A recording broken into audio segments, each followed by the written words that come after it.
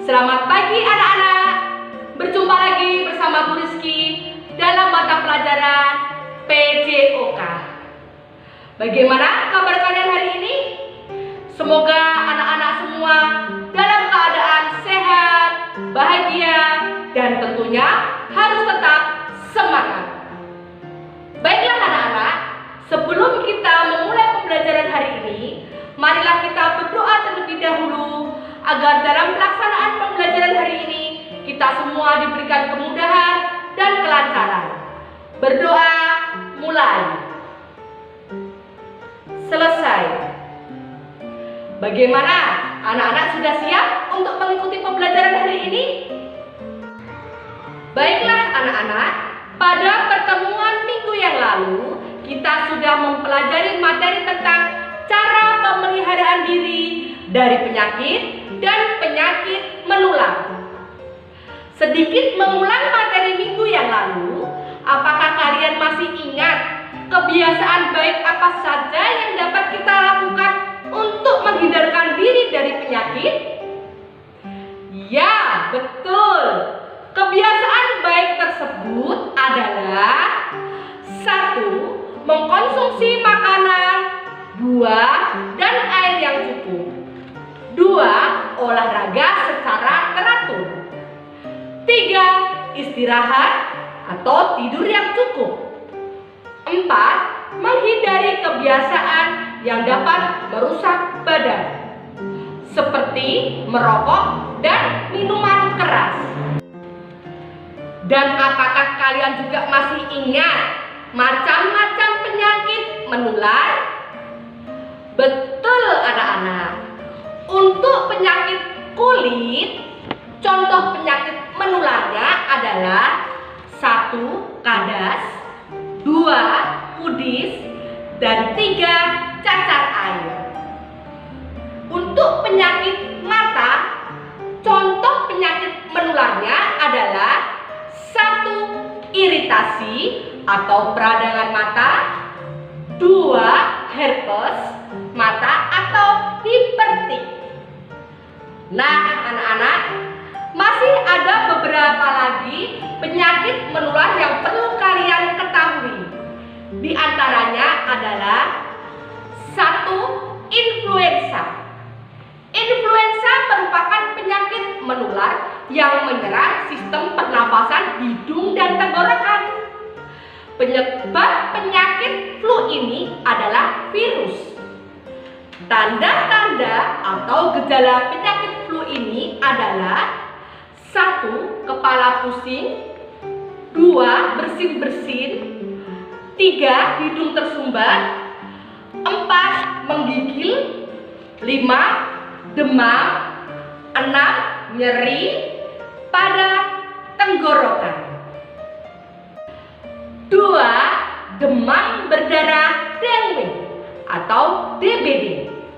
Penyakit demam berdarah ini disebabkan oleh virus dengue yang dibawa oleh nyamuk Aedes aegypti. Penyakit demam berdarah ini mudah sekali menular dan biasanya sangat cepat menular di suatu daerah tertentu, misalnya di sekolah atau di lingkungan tempat tinggal atau masyarakat. Cara penularan demam berdarah ini adalah melalui nyamuk yang bernama Aedes aegypti dan Aedes albopictus. Kedua nyamuk ini menularkan penyakit demam berdarah melalui menggigit penderita demam berdarah, kemudian bergantian menggigit orang yang belum sakit, sehingga virus di tubuh nyamuk berpindah ke orang yang baru digigitnya.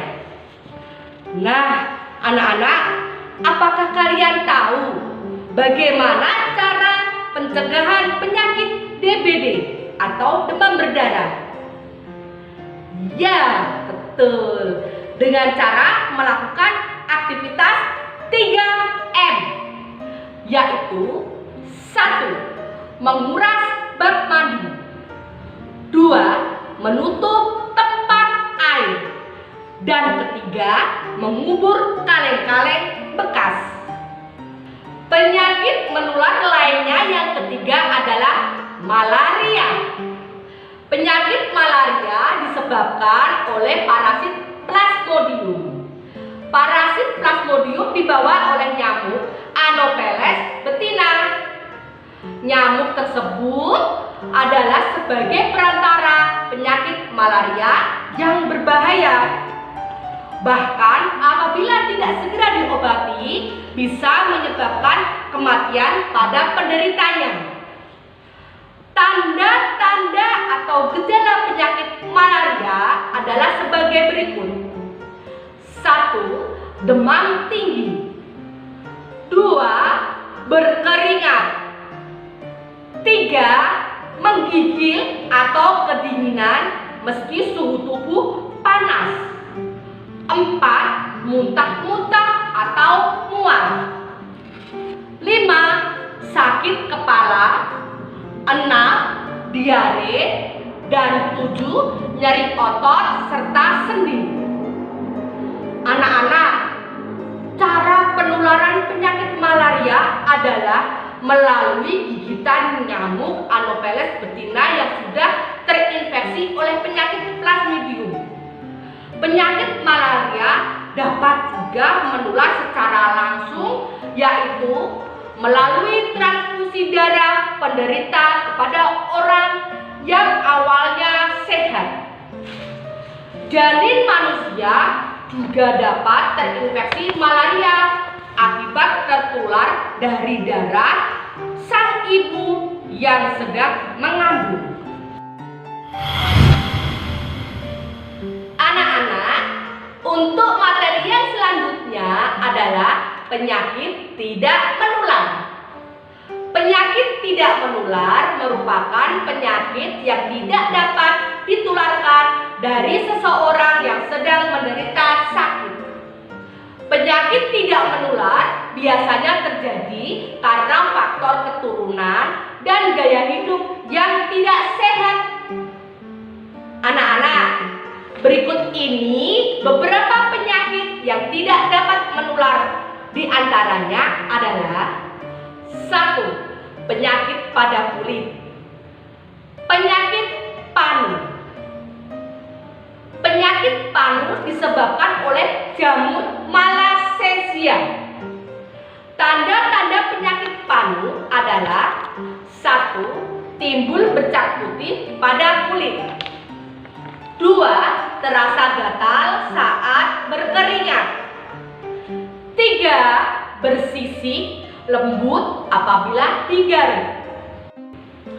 4. Bercak mudah menyebar ke bagian tubuh yang lain apabila tidak segera diobati. Cara pengobatan penyakit panu adalah 1. Obati dengan obat panu yang dapat dibeli di apotek. 2. Gunakan lengkuas sebagai salah satu alternatif obat tradisional dengan cara dihaluskan, kemudian digosokkan atau dibalurkan ke kulit yang terkena panu. Penyakit eksim. Penyakit eksim adalah penyakit akibat terjadinya peradangan kulit yang bersifat kronik, gatal, dan dipengaruhi oleh genetik yang disebabkan oleh alergi terhadap sesuatu yang bisa berupa makanan, debu, udara panas atau dingin, dan benda-benda yang dipakai penderita, misalnya perhiasan imitasi. Penyakit eksim dibedakan menjadi 2, yaitu eksim kering dan eksim basah. Pada eksim kering memiliki gejala akan tampak pada kulit kering, bersisik kemerah-merahan, tergadang, bengkak, dan terasa gatal. Pada eksim basah memiliki ciri-ciri kulit tampak merah, bengkak, melepuh, basah, dan timbul bintil-bintil yang mengandung air atau nanah yang menimbulkan rasa gatal. 2. Penyakit tidak menular pada mata, antara lain 1. Katarak. Katarak adalah bagian keruh lensa mata yang biasanya bening dan akan mengaburkan penglihatan. Tanda-tanda penyakit katarak antara lain adalah 1. Penglihatan samar dan berkabut. 2. Muncul bintik atau bercak saat melihat. 3. Mata sensitif ketika terkena cahaya.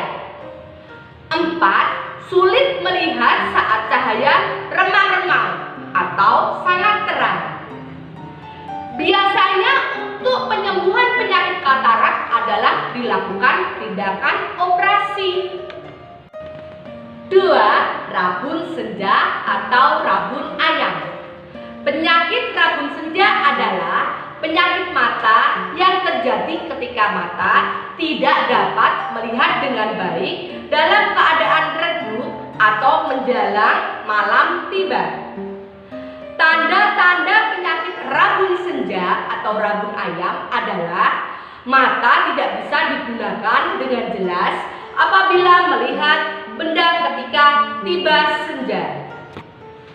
Rabun senja disebabkan karena kekurangan vitamin A. Cara pengobatan pada penyakit rabun senja ini dengan menambah asupan makanan yang mengandung vitamin A seperti susu, telur, hati, daging, ayam, sayuran hijau, wortel, ubi, bayam, brokoli, mangga, dan tomat. Bisa juga kalian mengkonsumsi suplemen yang mengandung vitamin A. Bagaimana anak-anak pembelajaran pada pagi hari ini? Mudah dipahami? Semoga materi yang Bu Rizky sampaikan pada pertemuan kali ini bisa bermanfaat dan menambah pengetahuan untuk kita semua. Terima kasih anak-anak sudah mengikuti pembelajaran hari ini. Tetap semangat, jaga selalu kesehatan, patuhi protokol kesehatan. Wassalamualaikum warahmatullahi wabarakatuh.